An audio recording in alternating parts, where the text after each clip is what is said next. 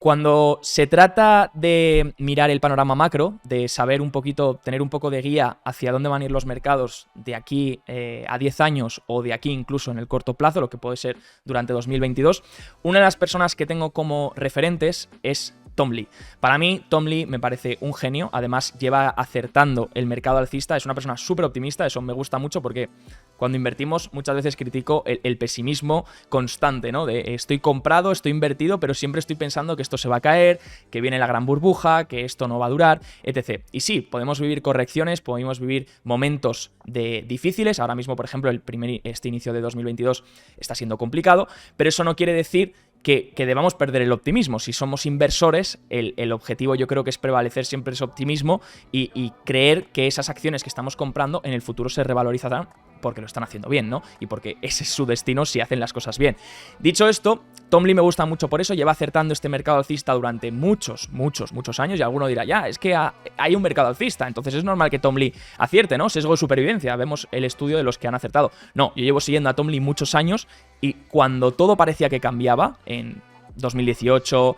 en 2016, en 2020 con la crisis del COVID, os aseguro que Tom Lee mantenía su tesis, no se salía de ella y eso es lo que me ha gustado mucho. Por eso, en el vídeo de hoy, ya que hay tanta confusión en el mercado, vamos a responder a 3 preguntas y todas enfocadas con la visión y perspectiva de Tom Lee, ¿de acuerdo? La primera va a ser cómo ve Tom Lee la visión de aquí a 2030, el mercado a largo plazo, para él cómo lo ve.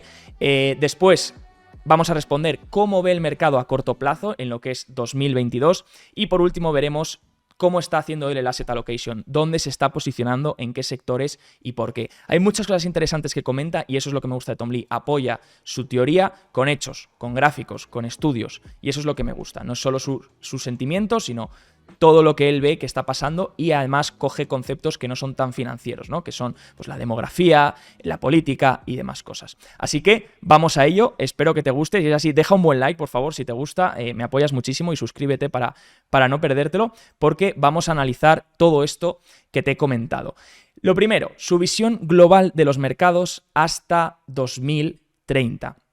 Algo que caracteriza a Tom Lee, y lleva hablando mucho de esto, no es que haya empezado a hablar de esto ahora mismo hace 2 días, ya hay una entrevista que os recomiendo muchísimo. Bueno, os voy a dejar muchísimas entrevistas de Tom Lee abajo, por si tenéis el tiempo de verlas, pero la idea de este vídeo es que yo resuma en pocos minutos toda su idea detrás de ello, para que luego si queréis profundizar en algún punto, pues lo podáis hacer. Pero ya en 2018 compartía en una entrevista, y creo que incluso habló antes de esto, compartía en una entrevista el tema de la demografía, el tema de los picos demográficos, de los vientos de cola demográficos, de cómo crece esa demografía y de cómo acompaña el consumo, la inversión y la generación de lo que es productividad, ¿no? De generación de riqueza en este sentido. Entonces, una de las cosas y un gráfico que es bestial que comparte de Fundstrat, de FS Insight, disculpad, porque él tiene Fundstrat para retail y FS Insight para institucionales. Un gráfico que comparte es este que veis aquí, donde estima que para el 2029 el S&P esté cercano a lo que son los 19.349 puntos, con un Compounded Annual Growth Rate del 20%, ¿vale? En este caso, ¿por qué? ¿Cuál es la tesis detrás de esto? Bien, si nos fijamos, habla de el viento de cola demográfico que solo está ocurriendo en Estados Unidos y en alguna región más de cara a los millennials. Los millennials van a llegar ahora a lo que es el rango de edad de entre 30 y 48 años. ¿Y por qué es importante este rango de edad entre 30 y 48 años? Bien, porque es el que acompaña en la mayor etapa de productividad y de consumo. De hecho, en una entrevista que hizo con The Compound también hace un mes creo que ha sido, también os la voy a dejar abajo, ya volvía a retocar este tema, volvía a hablar del tema demográfico, de los millennials y que nunca había visto un viento de cola demográfico tan fuerte para Estados Unidos, en este caso únicamente en Estados Unidos, no lo ve ni en Europa ni lo ve en China, porque claro, en China podemos hablar, y esto hay un artículo también de Yardeni Research, si lo buscáis en Google, podemos hablar, y también JP Morgan ha comentado varias cosas, podemos hablar de cómo está creciendo la clase media. La clase media está creciendo y cómo se están urbanizando las ciudades y demás, pero no el viento de cola demográfico. De hecho, China ya instauró lo del tema de los máximos números de hijos que podías tener y demás, y eso cortó mucho viento demográfico. Luego también habla de Japón, porque claro, Japón, fijaros, bajó tipos una expansión, o sea, un mercado donde la política monetaria era muy... podía acompañar mucho el mercado y la expansión, y al final el mercado no lo hizo bien durante varios años, pero porque aunque tú bajases tipos, aunque los bancos centrales bajaran tipos, lo que pasaba ahí es que la demografía no acompañaba. Y eso es un ejemplo de lo que dice que la demografía importa mucho. En el caso de Japón importó mucho porque es lo que hizo que, a pesar de tener la situación ideal para que todo funcionase, al final no terminase de empujar por ello, ¿no? Por ese tema de la demografía. De hecho, comparte otro gráfico que es la edad de los diferentes founders de megacaps que han triunfado. Y todos, hicieron un estudio donde analizaban las patentes cuando se presentaban esas patentes de diferentes productos de las diferentes megacaps que hay a día de hoy y que conocemos. Obviamente, estas son las que han triunfado, hay muchas que no habrán triunfado y habrán quedado por el camino, pero lo bueno de que podemos sacar de esto es que muchas de las empresas grandes se han fundado los fundadores tenían en torno a los 30, 40 años, ¿vale? Que es esa edad que él estima clave que van a llegar ahora los millennials. Es el rango de edad que van a llegar los millennials. De hecho, este otro gráfico que muestra la demografía cuando esa generación demográfica llega a su pico máximo. Ahí es cuando tienes una caída grande, un drawdown grande en los mercados, ¿no? En este caso, podemos decir que la generación X llegó a su pico en el 2018-2020, ¿vale? Ahí es cuando llegó a su pico y hemos tenido caídas. Tuvimos la caída final, obviamente no se han visto muy afectadas porque al final hemos tenido un mercado alcista y todo ha seguido al alza. Pero tuvimos la caída de 2018 y tuvimos la caída de 2020, del COVID. Entonces tuvimos más de un 20% de decline. Y ahora pues cree que toca este rally de la generación millennial y hasta 2030, 2038, 2000, no sé cuándo ponía en el gráfico, en este caso 2029, 2030, 2035, hasta pasado 2030, donde podríamos tener ese pico y empezar a tener más caídas, ¿no? De hecho, bueno, si queréis hacer pantallazo este gráfico, a esta tabla también, donde comparte el consumo, cómo impactan el consumo los millennials dentro de lo que es el mercado estadounidense y obviamente pues el impacto es grande. Entonces, si todos esos millennials producen y gastan más y tienen más consumo y tienen más productividad, pues entonces en general las empresas deberían ir bien y en general la economía debería ir bien. Al margen también de la política monetaria, que bueno, que eso es otra teoría que está ahí sobre la mesa, ¿no? Que también vamos a mirar. ¿Cuál es su visión para 2022? Vamos a ver, esta es la visión general. Tom Lee, ¿por qué es tan alcista?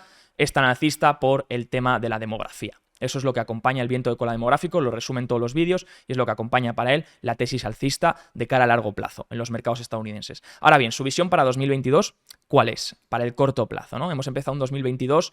¿Cuáles han sido los catalizadores negativos? Esto es mío, no lo dice Tom Lee, pero bueno, vamos a citar los catalizadores negativos rápidamente para entender dónde estamos ahora mismo, este año 2022, y por qué hay bastantes peligros que pueden suceder, ¿no? Porque hay una alta probabilidad de a lo mejor tener un drawdown en índices, que de hecho ya lo estamos teniendo, grande por el tema de los catalizadores. Todavía no es grande, pero bueno, podría ir a peor, ¿no?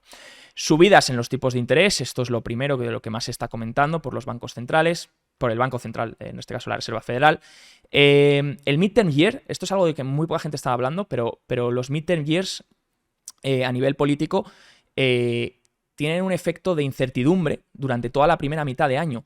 ¿Por qué? Porque cuando tú cambias el gobierno, cuando tú cambias la política, lleva con ello nuevos cambios, paralizaciones de proyectos, paralizaciones de ayudas que se iban a dar, diferentes cosas, ¿no? Tienes más enfrentamiento. Entonces, normalmente cuando hay un midterm year, sobre todo partimos, ahora lo vamos a ver en detalle, pero partimos en un midterm year en el que tenemos triple control demócrata. Entonces, la probabilidad obviamente es alta de que los republicanos tengan parte de control ahora, ya sea de la Casa o de la House o del Senado, ¿de acuerdo? Entonces está esa probabilidad, ahora vamos a ver cómo están las probabilidades y cómo ha repercutido en años anteriores, pero está esa probabilidad de que pueda afectar toda la incertidumbre hasta que ocurra y sepamos lo que pasa. Esto es como en cualquier país, por ejemplo, en España, cuando tenemos elecciones, pues obviamente la primera mitad de año todo el mundo está muy intranquilo sobre qué va a pasar, quién va a ganar, qué tipo de políticas van a adoptar, etc., ¿no? Los conflictos geopolíticos, y esto es algo que muy poca gente, que estamos creo que todos en general ignorando, y creo que es algo muy interesante, bueno, no interesante, sino algo muy perjudicial que podría ser peligroso. Conflictos de Taiwán, Irán, Kazajistán, Rusia y Ucrania. ¿vale? Estamos teniendo muchas cosas que poco a poco van saliendo noticias, a lo mejor no les damos la importancia que merecen, pero que van saliendo, ¿vale? Y bueno, sobre todo lo de Rusia-Ucrania es más de última hora. Ya está Rusia movilizando las tropas y demás, Estados Unidos mandando helicópteros, bueno, mandando helicópteros y demás.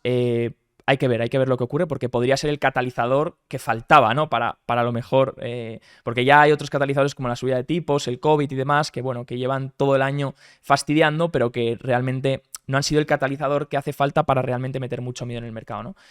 La inflación y el aumento de los costes, obviamente vamos a tener que tener esto en cuenta. Si la inflación se mantiene y no reduce, en este caso este año 7%, es una barbaridad. Entonces, ¿qué va a ocurrir? Pues aumento de los costes y bueno, pues va a reducir los márgenes de la mayoría de empresas, ¿no? ¿Qué pasa? Que hay empresas que obviamente no se van a ver tan afectadas. Esto es como todo. Si hay empresas que no tienen muchos costes o que solamente tienen que subir salarios, pues a lo mejor sus márgenes no se ven tan afectados. O incluso empresas que tienen mayores márgenes. De esto habla mucho Fan Smith o habla mucho Peter Seyler, de las acciones de calidad, ¿no? De esas acciones de crecimiento de calidad, y hablan de esos márgenes que cuando hay inflación, pues hay muchas empresas que logran que incluso esos márgenes no se contraigan, que incluso crezcan, ¿no?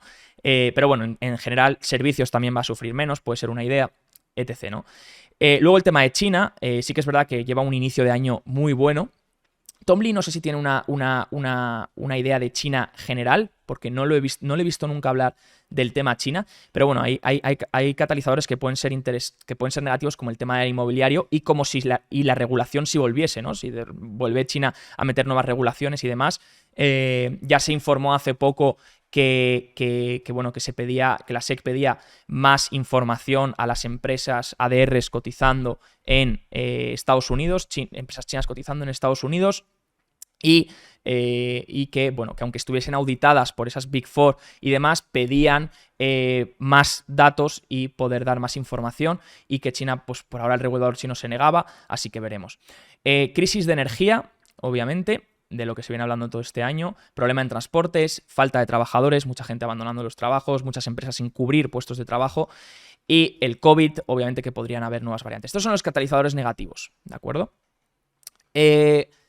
¿Cuál es la visión de Tom Lee? Bien, la visión de Tom Lee para 2022 es, y por ahora está acertando, o sea que felicidades Tom, pero bueno, queda mucho año, así que tampoco vamos a emocionarnos, pero por ahora está acertando y lo ha dicho muy bien. Primera mitad de año, caídas, segunda mitad de año, rally. Primera mitad de año, más risk-off, salimos, institucional sale de riesgo, va activos más de risk-off, de menor riesgo. ¿Y por qué? Las razones catalizadores son el COVID, obviamente hace poco tuvimos lo de Omicron, pues el COVID sigue aumentando y todavía sigue habiendo esa incertidumbre. El tema del supply chain, el tema de los puestos de trabajo, el tema de la Fed y de los tipos de interés, y el tema del midterm elections. Una vez termina todo eso, para Tom Lee la segunda mitad de año es mucho más positiva, porque ve que la inflación se empieza a calmar, el mercado ya digiere esa subida de tipos de interés, y ahora veremos en 2004, porque también se subieron los tipos de interés varias veces, y aún así el mercado lo digirió en la primera mitad de año también. Luego el midterm ya habrá concluido, ya no habrá tanta incertidumbre, salga el resultado que salga, la gente ya estará más tranquila porque saben un poquito hacia dónde va el mercado, dónde van a ir las decisiones políticas a futuro, y el COVID empieza a mejorar, ¿no? Vamos a ver el tema de los tipos de interés. Bien, tipos de interés, ¿por qué son importantes? Esta tabla no es de Tom Lee, pero es de Bloomberg, si no me equivoco. Sí, de KKR y Bloomberg, puede ser, sí, KKR y Bloomberg. Y donde quiero que nos fijemos es en la rentabilidad del S&P 500 en épocas. Esto lo que hace es coger épocas con un principio y un final, start y end. Tampoco hay... Bueno, creo que eso se veía bien. Y lo que dice es, básicamente, cuántos aumentan esos tipos de interés, durante cuánto tiempo dura ese periodo, y cómo reaccionan la performance de diferentes clases de activos. En este caso cogen el S&P 500, las commodities y el petróleo. En general, el S&P 500 tiene un rendimiento positivo en momentos donde la política de la Fed es más restrictiva, pero lo hacen mucho mejor commodities y petróleo. En general, energía y commodities. ¿Por qué digo esto? Porque es lo que está pasando esta primera mitad de año, así que es interesante verlo. Si nos fijamos en la línea de mayo de 2004, que es la que más me interesa, a junio del 6, sí que es verdad que los tipos de interés aumentaron, sí que es verdad que no veníamos de un escenario donde los tipos de interés estuviesen prácticamente en cero, sino que estaban en 3%, creo, ahora lo veremos, no sé cuál es el dato real, y el S&P 500 aún así, en la época de mayo a junio del 6, se hizo un 5,8%, ¿de acuerdo? Sí que es verdad que las commodities hicieron un 20,5% y el petróleo un 26%, ¿vale? También esta tabla nos enseña estos periodos, la yield al principio, al tipo de interés al que iniciaba el periodo y el tipo de interés al que finaliza este periodo y el S&P 500 Performance. De nuevo, si nos fijamos otra vez en 2003 a 2006, sí que es verdad que no veníamos de 0, pero veníamos de 3,4, acabábamos en 5,2% de interés, de tipos de interés, y el S&P 500 subía un 46,7%. Así que no es el fin del mundo porque se suban los intereses, no creo que sea el único catalizador que haga caer los mercados, ni mucho menos, y no tiene por qué significar que vayamos a tener una época de caídas de mercados continuas, ¿vale? Por tanto, no hay que ser tan negativos. De hecho, si vemos la gráfica de los Federal Fund Rates, ahí cuando ese periodo de 2004 que decía, que está marcado, y luego el de 2016, podemos ver cómo se comporta por diferentes años. Podéis hacerle una captura de pantalla a esta tabla, me parece bestial esta gráfica, no sé dónde la encontré ahora mismo, la verdad, fue buscando durante varias horas porque si os fijáis, tiene los retornos por sectores y la inflación y cómo estaban los Treasury Bills y el S&P 500 desde el 76. ¿Vale? Entonces, es que claro, desde el 76, entonces hacerle una captura y guardárosla porque esto es data muy importante. En 2004 vemos que el S&P 500 hizo un 10,74%. En el anterior vídeo, si no lo has visto, donde veíamos más gráficas y demás, te lo voy a dejar por aquí arriba. Si no lo has visto, vete a verlo, porque en el anterior gráfico comentábamos lo que decía Chris Yovaco Capital, y enseñaba el gráfico de 2004 y era muy similar a lo que está pasando en 2022. Ese principio de año muy volátil, mucho más aumenta la volatilidad, porque ahora veníamos de una volatilidad bastante contraída, aumenta la volatilidad, se mueven mucho los mercados, mucha indireccionalidad, y luego a partir de se suben los tipos dos veces, 25 puntos básicos cada subida, se suben en julio y en agosto, y luego a partir de agosto, aunque se siguen subiendo tipos, se suben otras 3 veces más durante ese año. A partir de agosto el mercado hace suelo y ya se va para arriba. Y sí, las subidas de tipos lo hacen caer un poquito, pero no mucho, ¿de acuerdo? De hecho, en 2016, esa subida también de 2016, lo que quiero es que os fijáis también los sectores, ¿vale? Sectores que destacan: energía, utilities, real estate, ¿vale? Financiero no lo hace mal, tampoco, y demás. Y lo mismo en 2016, ¿vale? Fijaros, energía en el top. Vamos con el tema del midterm year. Es otro tema peculiar. Voy a explicar este gráfico. Bien, el setup ahora mismo es este. DDD. ¿Qué significa D? Bueno, lo tenéis aquí. Presidente, Senado y House. Este es un gráfico de Tom Lee, de FS Insight. Los demócratas controlan la presidencia, el Senado y la Casa, ¿vale? El House. ¿Qué ha pasado? ¿Cuál ha sido la rentabilidad del S&P 500 del mercado? Cuando en todos los midterm years, ¿de acuerdo? En todos los años que ha habido midterm years. La tenéis aquí a la izquierda, ¿vale? Primera mitad de año un 1,3% de rentabilidad, segunda mitad de año un 8,4%. Vale, pero ahora, ¿cuál es la rentabilidad del mercado en función de las diferentes componentes de la Casa, el Senado y la presidencia? Pues aquí tenemos republicanos triple control y aquí demócratas triple control y luego combinaciones, ¿no? N es el número de veces que ha pasado.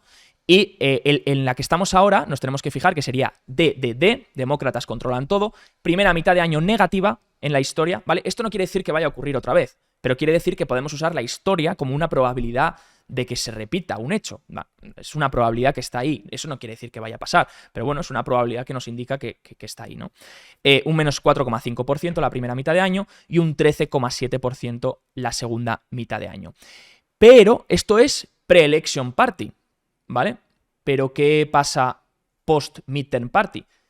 Si los demócratas se quedasen con todo, de nuevo, menos 2% primera mitad de año y 14,5% segunda mitad. Pero si los republicanos se llevan la House, que sería lo más probable, que se estima ahora y se descuenta ahora, es la probabilidad más grande, sería un menos 7,6% el primer año, la primera mitad de año, y un 22% la segunda mitad de año. Esto confirmaría aún más un rally grande en la segunda mitad de año, cuando ya se haya digerido esa subida de tipos, cuando ya la gente se haya hecho la idea, cuando hayan cesado algunos problemas, pues tanto el COVID ya no sea tan importante como a lo mejor tan importante a nivel de que no dé tanto miedo, ¿no? Esa incertidumbre de nuevas variantes y demás. Entonces está aquí la probabilidad, ¿vale? Lo que pasa es que ahora se está hablando de la probabilidad de que los republicanos se hagan también con el Senado. ¿De acuerdo? Un artículo de hace 2 días de Market Watch. Republicans may win not just House, but also Senate in midterm elections, ¿vale? Entonces, ¿qué pasaría? Ahí la probabilidad es de 4 sucesos, 4 eventos, y sería un 6,1% primera mitad de año, 4,2% segunda mitad de año. Bueno, veremos qué ocurre, ¿no? Allocation. ¿Dónde está invirtiendo Tom Lee este año 2022? Bien, en verde podéis ver los sectores que han hecho overweight, y underweight serían los rojos. Eso significa que los que están en verde pues están más alcistas para este año, y los que están en rojo están más bajistas o han quitado peso. En este caso, alcistas en lo que es Information Technology y Communication Services. Lo que pasa que Tom Lee apuesta mucho por las FANG. Tom Lee apuesta mucho por las FANG, lo ha dicho en varias entrevistas de CNBC. Si os veis varias entrevistas de CNBC veréis que habla mucho de las FANG. Para él va a haber una rotación hacia más calidad, más que crecimiento, pero con calidad, y piensa que la gente va a rotar mucho a estas FANGs, que no solo le pueden proporcionar una rentabilidad, sino que encima le pueden proporcionar esa seguridad de que son empresas con mayores ventajas competitivas, con mayor cash, etc., ¿no? Healthcare también lo ve interesante, y luego Epicenter Stocks ve interesante energía y financieras, y bueno, coincide con su technical strategy. Aquí podéis ver si coincide con las personas que tienen el equipo, que serían la parte de estrategia técnica y la parte de cuantitativa. Entonces, por ejemplo, en Information Technology coinciden los tres, y en energía coinciden estrategia técnica y macro. Entonces, bastante interesante, y mientras que el otro es neutral. Bastante interesante el sector energético, hay bastantes tesis que hacen mirar hacia ahí. Financiero también, pero yo diría que menos. Y luego, en resumen, Tom Lee alcista de cara a lo que es largo plazo, bajista para esta primera mitad de año, y cree en un posible rally para esa segunda mitad de año, una vez la gente haya digerido esos tipos de interés, una vez el mercado esté cómodo, una vez se hayan terminado algunas incertidumbres como es el midterm election y el COVID y alguna cosa más. Así que no sé qué te ha parecido. Si quieres que te traiga alguna visión, otro vídeo de algún otro gestor a los que sigo, tengo varios y me gusta muchísimo todo lo que comparten. Creo que sea como sea, acierten o no, el trabajo que hacen es espectacular. Así que espero que te haya gustado. Si es así, deja un buen like, suscríbete y nos vemos en el siguiente vídeo. Chao, chao.